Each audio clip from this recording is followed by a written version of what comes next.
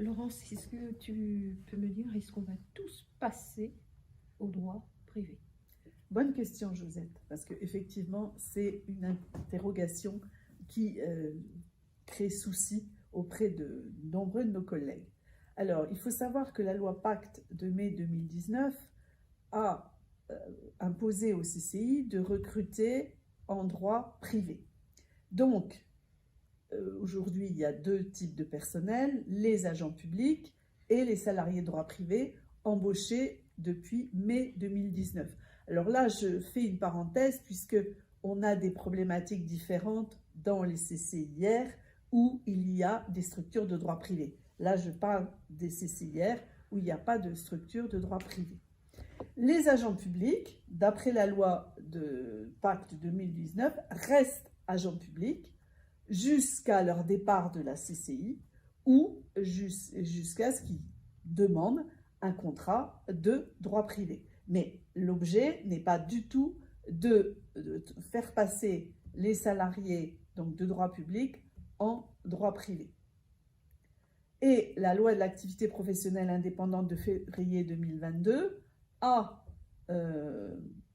donc décidé de faire des élections CSE en juin 2022 et ensuite de renégocier une convention collective pour les salariés de droit privé. Je vous rappelle que la convention collective qui avait été négociée pendant 18 mois n'a pas été validée, n'a pas été signée, puisqu'elle a été signée que par la CFDT qui représentait 49,14%. Donc, les salariés de droit privé aujourd'hui sont toujours en période transitoire et il va y avoir, après les élections, une nouvelle phase de négociation de convention collective.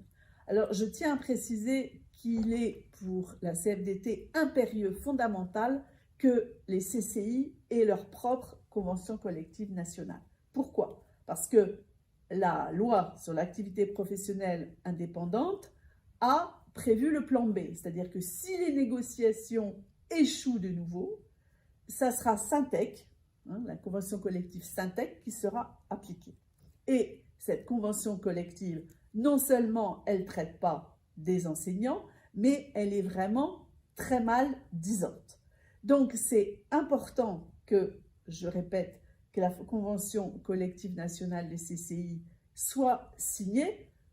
Une autre raison, c'est que 80 000 entreprises sont couvertes par Syntec, 800 000 salariés, et vous imaginez que l'on va être une goutte d'eau, qu'on va être perdu, qu'on va être noyé dans cette masse d'individus qui auront forcément des prérogatives, des envies complètement différentes. Je vous rappelle que les CCIR sont restés établissements publics à caractère administratif, donc ont des spécificités complètement différentes des cabinets de consultants. Donc on insiste, je dirais avec un petit sourire, voter utile, voter pour un syndicat qui effectivement veut absolument négocier une convention collective nationale propre au CCI.